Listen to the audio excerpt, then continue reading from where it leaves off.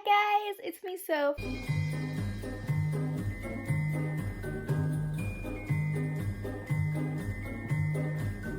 And I know I'm holding the camera just like with my hand. That's not normal, but I can't find a good place that will have decent lighting because if I go like this, I have like the backlight. I don't know what it's called. But then if I go like this, the light is literally at my face and I look kind of too bright, especially with the contrast of the dark background. So I figured a half is what we're gonna deal with. Today, I'm gonna be showing you guys, hold on. Let me sit at my station. So here's why I didn't start the video here, because I mean, it's a mess. No. I'm gonna be showing you guys how to make these. Look how cute, oh my. So these are actually for my teacher presents. So obviously since COVID, usually I would bake them cookies or something. But this year, because of COVID, I can't bake anything for them. So I made these little baggies. So they're like tiny little gift bags, like literally tiny, so cute. And I'm gonna fill them with like wrapped chocolates and stuff. And yeah, so I think it's super cute. It's really easy to make. So definitely something for literally anyone. Beginners can totally make this. And yes, so I bought a bunch of, well, not a bunch, I bought like a pack of 10 fabrics online, which was super cute.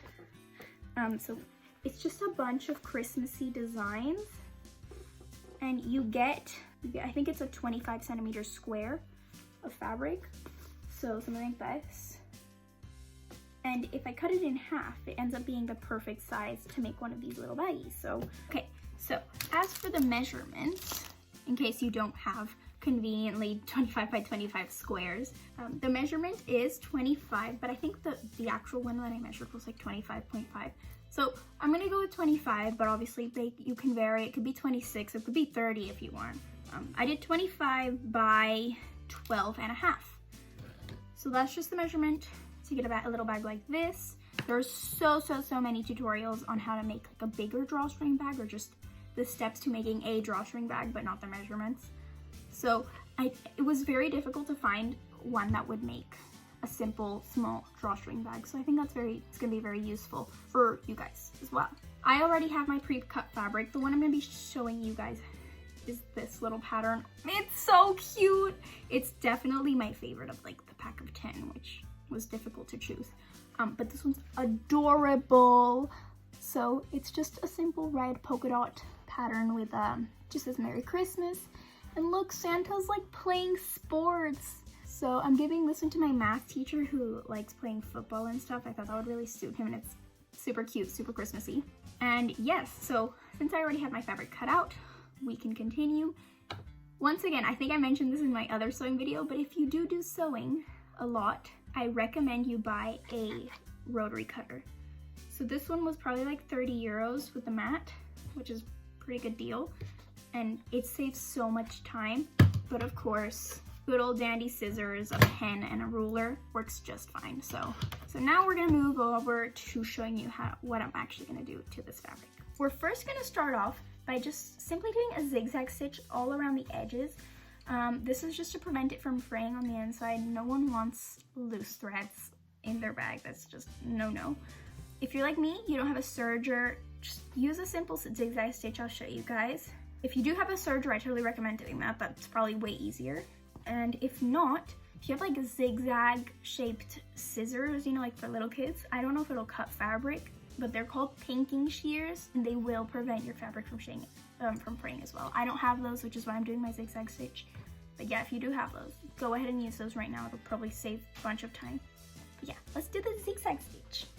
Just in case you have the same sewing machine as I do, I have the Brother Computer FS41. Super good, love my lovely sewing machine. I put stickers on it. It has like some stickers there as well.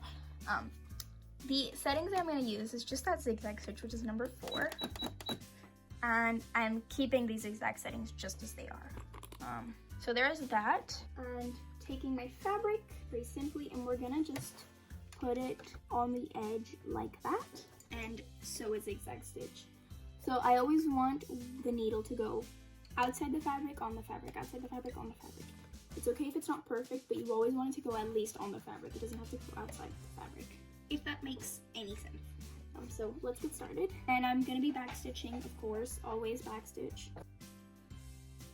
Now lift and twist, and let's do the other edge. And you're just gonna go on like that for all 4 sides. And as you can see now, this is not gonna be fraying at all. And even if it does start to fray, it's never gonna get to this point of fraying like that. Okay, and I'm using this little thing to cut my threads. It's pretty useful. I just got it at the fabric store. It comes with a little lid as well. I had one from IKEA before that was much better than this one, but it does help to not have to get the scissors out. And any loose threads that I have now, I can cut off. Now we're gonna make some markings on the fabric. Now don't worry about this. You can see it does crinkle a little. Do not worry, it's not gonna affect the end result at all. So don't worry about that crinkling a little. It's okay.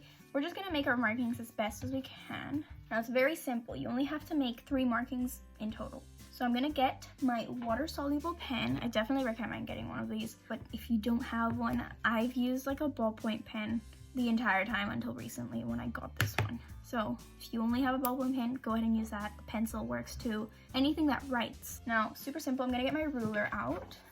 I'm using this one. This is the one that came with the rotary cutter. Any standard ruler or measuring tape will work. First marking is gonna be 1 centimeter away from the edge. It is a little difficult to do these markings after the zigzag. So if you want to do them before, that's okay. Just simple, 1 centimeter away from the short edge. And same thing on the other side. We're just doing the same marking on the other side. And this marking does not have to be perfect by all means. The next marking is the one that matters more. Next up, a 5 centimeter mark. Super simple from the edge. You're just gonna go ahead and measure 5 centimeters and mark it. Same on the other side, 5 centimeters and mark. And I recommend to join up the line. It's not compulsory. I didn't join it up for the last one and it came out just fine, but it does help. And there we go. Third marking that you want to make. Before we make the third marking, I am gonna just fold over that 1 centimeter at the 1 centimeter mark that we did. Now this fabric I really like because I can just press it down and it will stay somewhat.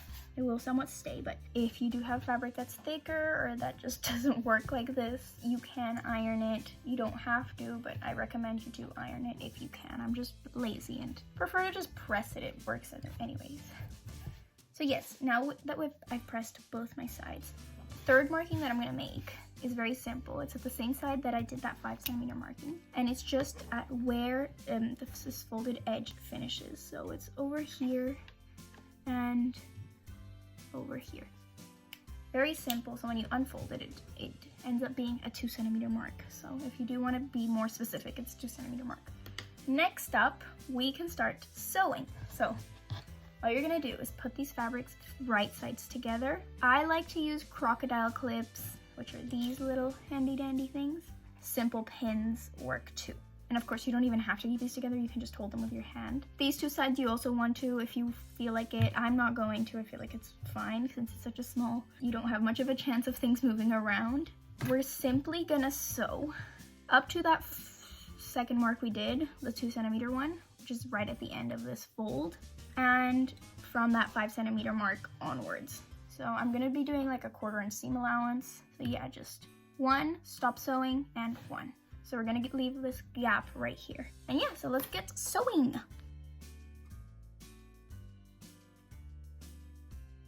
For this next part, I actually lied before. We're gonna do 1 more marking, although it is a continuation of the last mark, so it doesn't very count that much. This line, this 5 centimeter line that you have here, you're just gonna continue it over to the other side. This 5 centimeter line, you're gonna continue it over. You don't really need a ruler just yet.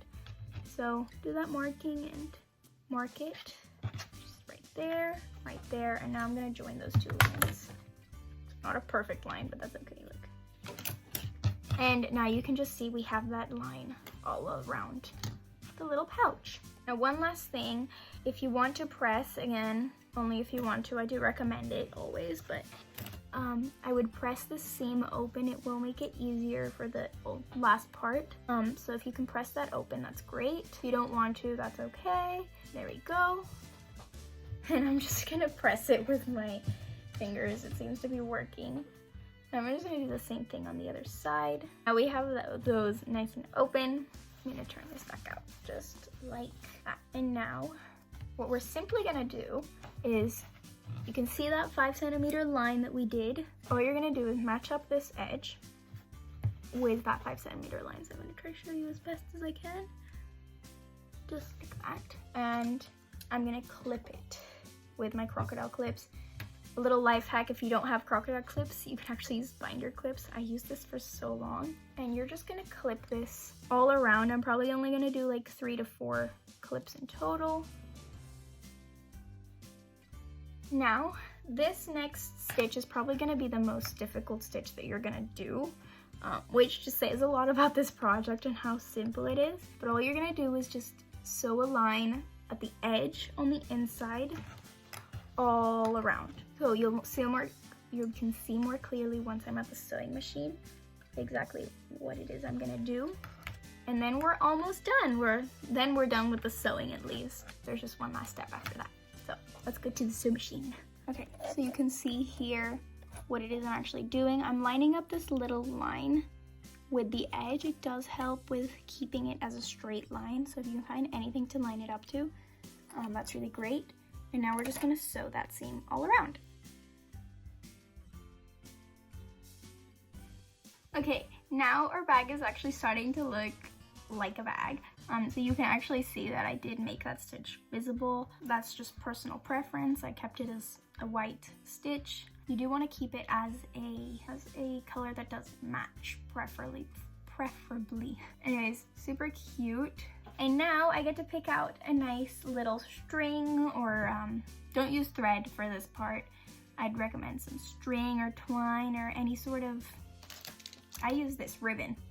Basically any sort of ribbon or something that you can use that will fit through this little gap. For this specific one, I think it would be so cute. So I bought like a pack of Christmassy ribbons. I found them so cute. For the green baggie, I used some striped red, green, and white, which I think was so cute. For this one, since it's more like Santa themed, I'm gonna be using this one. It's so cute. It's a little Santa hat one, which is adorable. For the measurements of the ribbon, it's super simple. All I do is 1 length, 2 lengths, and 3 lengths, and then just cut it right there. Where are my scissors? Where are my scissors?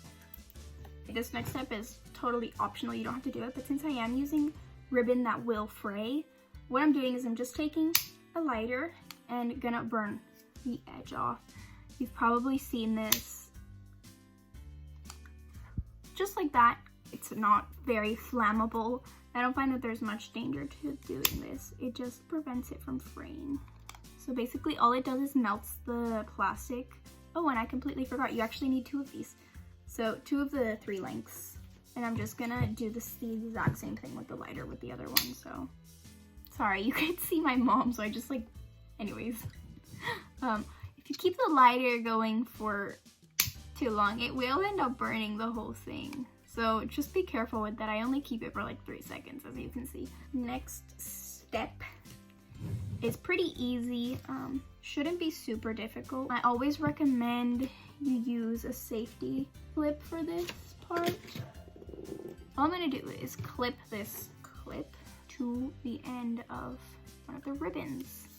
Now on to actually putting this in. So it's super simple. I just clipped on the end. That's what the ribbon actually looks like. It's so cute. I'm obsessed with it. And okay, we're gonna take one of the sides and just thread it right through. With the measurements that I have, I obviously adjusted them a bit so that it would fit my size ribbon fairly easily. So you can adjust it once you get the hang of it.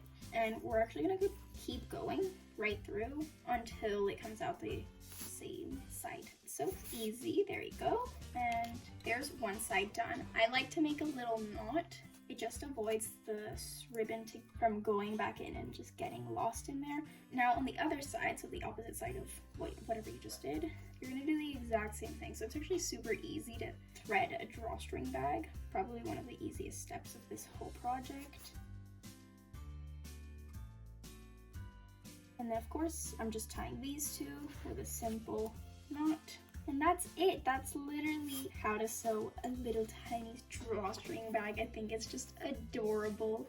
Okay guys, so here we are. We're completely done with our little bags. I have to make a bunch of other ones, but they're so cute. I'm obsessed. So I hope you guys enjoyed, and I hope you found this pretty easy to follow. I'm still getting used to explaining sewing projects and terms and stuff like that. So I hope you guys understood what I was actually even talking about. Yeah, I'll see you guys in the next video, which should be coming out fairly soon. And yeah, just enjoy the 12 days of Christmas. Little Christmas gift bags. They're so cute. So yeah, thanks for watching. Bye! Just see those sleigh bells jingle and ring, tingle, tingle, ring.